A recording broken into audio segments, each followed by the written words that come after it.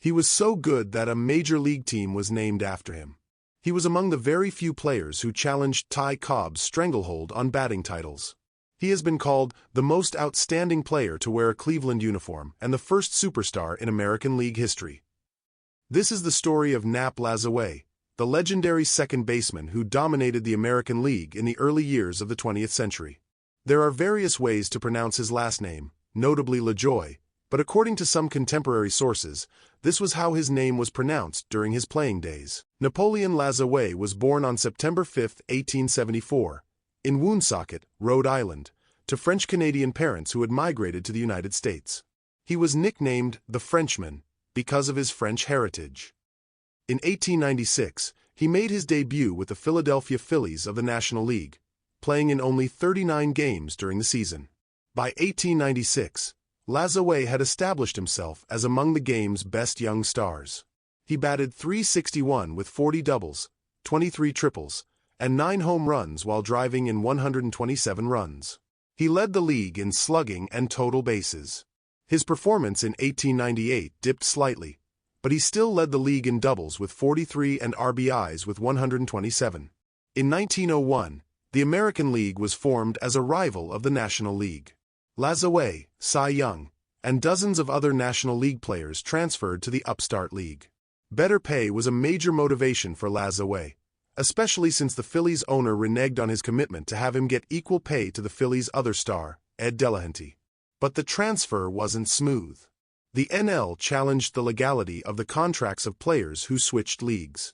Eventually, however, Lajoie was allowed to play for Connie Mack's Philadelphia Athletics. He had an all-time great season. In 131 games, Lajoie recorded an 8.3 WAR. He won the Triple Crown with a .426 batting average, 14 home runs, and 125 RBIs. He also led the league in runs, hits, doubles, on-base percentage, slugging, OPS, and total bases. Lajoie's .426 average was considered the modern-era record until the recent inclusion of Negro League statistics. When Mack signed Lajoie, he assumed that the National League's reserve clause remained applicable, meaning he'd essentially have perpetual rights to Lajoie. However, the courts ruled that the NL's reserve clause did not apply to players who signed with an AL team. Despite Lajoie's monster 1901 season, Mack responded by trading him to Cleveland, which at the time was called the Broncos. Lajoie only debuted for Cleveland in June, but played long enough to win his second batting title with .378. Legendary New York Giants manager John McGraw was rumored to have attempted to poach him, but he decided to stay in Cleveland.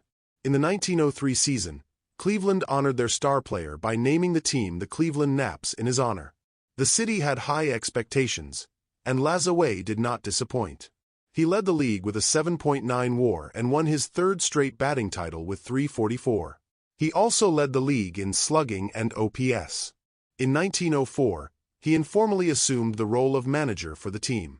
This did not distract from his on-field performance, as he led the league with an 8.5 WAR and won his fourth consecutive batting title with .376. He also led in hits, doubles, RBIs, on-base percentage, slugging, OPS, and total bases. The following season, he officially became Cleveland's player manager. He and the team began the season well. They were on top of the American League with a 52-29 record. However, Lajoie got hurt when a spike injury allowed his Sox dye to enter his bloodstream. He moved around in a wheelchair, and doctors considered amputation. Still, Lajoie recovered and by August 28 returned as a first baseman. That season, he'd play 5 games at first, 59 at second, and appeared once as a pinch hitter. He still finished with a 3.0 WAR and a .329 average. But after being 23 games over 500, the team finished with a losing season of 76-78. If it hadn't been clear to everyone, it was now evident that the team's fortunes and Lajoie's fortunes were intertwined. Lajoie bounced back in 1906 as he once more led the league with his career-high 10.0 WAR. He also led the league in hits and doubles. He narrowly missed winning the batting title as he hit .355, while George Stone of the St. Louis Browns had a career season and hit .358. In 1907, Lajoie led the league in WAR for the 4th time in 5 seasons. He had a 7.6 WAR, but had his worst ever batting average with .301.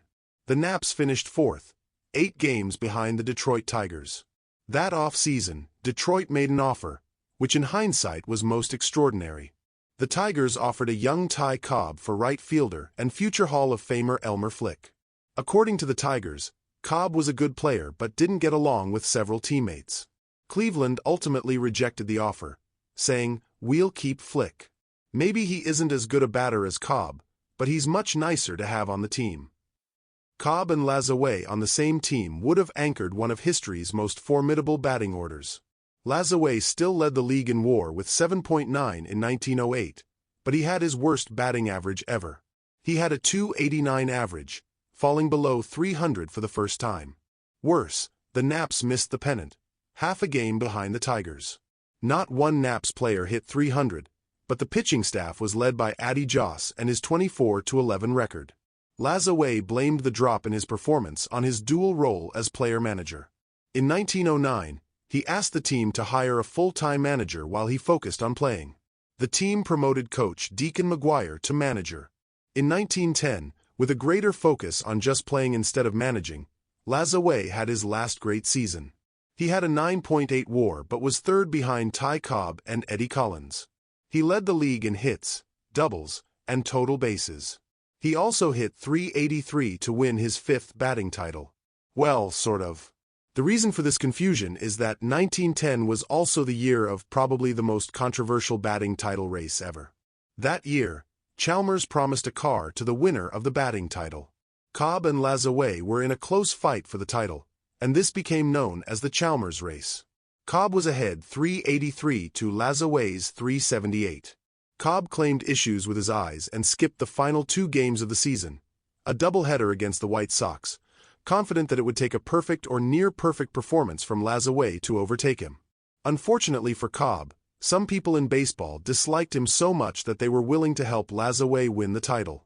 In Cleveland's last 2 games, a doubleheader against the St. Louis Browns, Lajoie went 8 for 8 as the Browns manager allegedly ordered his third baseman to inexplicably play deep.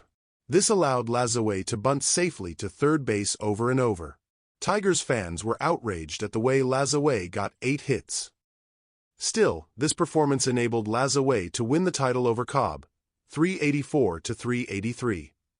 But there was so much outrage and controversy that an investigation backtracked the box scores in the games of the 2 players.